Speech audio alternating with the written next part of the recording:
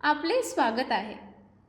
हा शैक्षणिक व्हिडिओ तुम्हाला अंथरुणाला खिळलेल्या पेशंट्सची काळजी घेण्याबद्दल काही मूलभूत गोष्टी शिकण्यास मदत करेल. व्हिडिओ माहिती प्रसारासाठी विकसित केलेल्या फ्लिपचार्टच्या मालिकेतील सामग्रीवर आधारित आहे. या मालिकेत समाविष्ट केलेली माहिती पुढीलप्रमाणे आहे. तोंड, नखे आणि केसांची निगा, अंघोळ, मूत्राशय आणि आतड्यांची काळजी, पाठीची काळजी, स्वच्छता, आहार आणि व्यायाम. लक्षणे व्यवस्थापित करणे: उलट्या, श्वास लागणे, जखमा. लक्षणे व्यवस्थापित करणे: बद्धकोष्ठता आणि अतिसार, वेदना. कुटुंबातील सदस्य, आरोग्य कर्मचारी किंवा ग्रामीण भागातील स्वयंसेवकांसह अंथरुणाला खिळलेल्या रुग्णांची काळजी घेणाऱ्यांसाठी व्हिडिओ उपयुक्त आहेत. पेशंट स्वतःसुद्धा स्वतःची परिस्थिती समजून घेण्यासाठी हे व्हिडिओ बघू शकतात आणि त्यानुसार आपल्या काळजीवाहकांना सहकार्य करू शकतात. हा व्हिडिओ लक्षणे व्यवस्थापित करणे, उलट्या, श्वास लागणे, जखमा वर आहे. या मालिकेतील इतर विषयांवरील व्हिडिओंच्या लिंक खालील कमेंट्समध्ये आढळतील. जर तुम्हाला हे उपयुक्त वाटले आणि असे आणखी विषय कव्हर केलेले पाहायचे असतील तर आम्हाला कमेंट्समध्ये कळवा. आमच्या चॅनलला सबस्क्राईब करा आणि हा व्हिडिओ शेअर करा. लक्षणे आटोक्यात ठेवणे: उलट्या आणि मळमळ. दीर्घकाळ आजारी असलेल्या पेशंट्समध्ये मळमळ आणि उलट्या होणे ही सामान्यपणे आढळून येणारी लक्षणे आहेत. उलटी करणे म्हणजे पोटातील अन्नपदार्थ तोंडावाटे बाहेर फेकणे जाणे म्हणजे उलटी, ओकारी, वांत्या होणे. मळमळ होताना पेशंटला उलटी करण्याची गरज वाटते. ही अतिशय अप्रिय जाणीव असते. खरी उलटी होण्यापेक्षाही अशा वेळी पेशंट जास्त अस्वस्थ राहतो. पेशंटला मळमळत असल्यास त्याला धीर द्यावा. उग्र वासाच्या अन्नापासून त्याला दूर ठेवावे. पेशंटला थोड्या थोड्या वेळाने थोडे थोडे अन्न द्या. मळमळ होताना खूपदा पेशंट्सना गरम जेवण घेता येत नाही, पण गार सहन होऊ शकते. त्यामुळे गरम पदार्थांपेक्षा गार पदार्थ द्यावेत. परंतु मळमळ होत असताना किंवा उलट्या झाल्यानंतर लगेच त्यांना खायला देऊ नका. त्यांना अन्न देण्यापूर्वी थोडा वेळ थांबा. कधीतरी इन्फेक्शन झालेल्या जखमेमुळे मळमळ होऊ शकते. त्यामुळे जखमा स्वच्छ ठेवून दुर्गंधी टाळणे हे महत्त्वाचे असते. होणारी मळमळ आणि उलट्या पेशंटला दिल्या जाणाऱ्या औषधांचा परिणाम आहेत का हे डॉक्टरांना विचारून घ्यावे.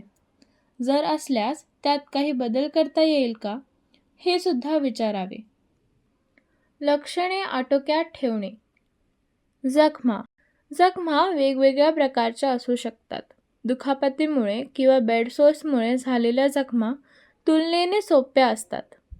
परंतु इतर जखमा कर्करोगाचा परिणाम असू शकतात. कोणत्याही प्रकारे जखम नियमितपणे स्वच्छ करणे महत्त्वाचे आहे. हे रक्तस्राव, मॅगेट्स आणि दुर्गंधी टाळण्यास मदत करेल.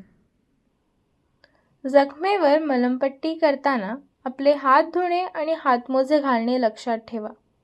सुरू करण्यापूर्वी सर्व आवश्यक वस्तू तयार ठेवा. कापड, निर्जंतुकीकरण केलेले गॉज आणि चिकटपट्टी. जखम साधी असल्यास ती सामान्य सलाईनने स्वच्छ करा आणि बीटाडाईन मलम लावा.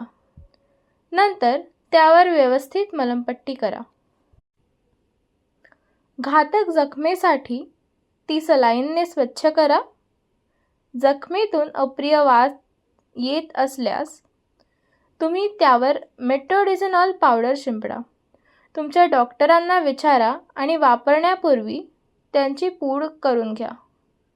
आशा परिचारिका किंवा डॉक्टरांच्या सल्ल्यानुसार ड्रेसिंग बदला. माशांपासून बचाव करण्यासाठी जखम स्वच्छ कापडाने झाकलेले असल्याची नेहमी खात्री करा. कापड वारंवार बदलणे फार महत्त्वाचे आहे. वापरल्यानंतर पुन्हा वापरण्यापूर्वी कापड धुवा आणि उन्हात वाळवा. लक्षणे आटोक्यात ठेवणे. श्वास लागणे. श्वास लागणे खूप भयावह असू शकते रुग्ण आणि कुटुंबियांसाठी, परंतु उपशामक काळजी आवश्यक असलेल्या रुग्णांमध्ये हे सामान्य नाही. काही प्रकारांमध्ये औषधे मदत करू शकतात, तसेच ऑक्सिजन समर्थन देखील. त्यामुळे आशा, परिचारिका, डॉक्टर यांना कळवणे आणि मदत घेणे आवश्यक आहे. दरम्यान रुग्णाला मदत करण्याचे अनेक मार्ग आहेत. खोलीत चांगले वायुविजन असल्याची खात्री करा. दारे आणि खिडक्या उघड्या ठेवा आणि रुग्णाला उघड्या खिडकीजवळ ठेवा. जवळ पंखे ठेवणे जेणेकरून रुग्णाला हवा मिळेल हे देखील उपयुक्त आहे. श्वास घेण्यासाठी होणारा त्रास कमी करण्यासाठी रुग्णाच्या चेहऱ्यावर हळुवारपणे हवा फुंकण्यासाठी तुम्ही लहान हाताने धरलेला पंखा देखील वापरू शकता.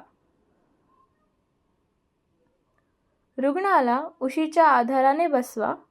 तुम्ही ओल्या टॉवेलने चेहरा हलका हाताने पुसून त्यांच्या पाठीला घासू शकता. व्यक्तीचे कपडे सैल आणि आरामदायी असल्याची खात्री करा. पेशंटला मनाने आराम वाटेल यासाठी त्याला आनंददायी गोष्टींचा विचार करायला सांगून दीर्घ श्वास घ्यायला सांगणे. पुढे वाकून ओठांचा चंबू करून पेशंटला मोठा दीर्घ श्वास घेण्यास सांगितल्यास मदत होऊ शकते. घाबरून न जाता पेशंटशी शांत, आश्वासक स्वरात बोलावे.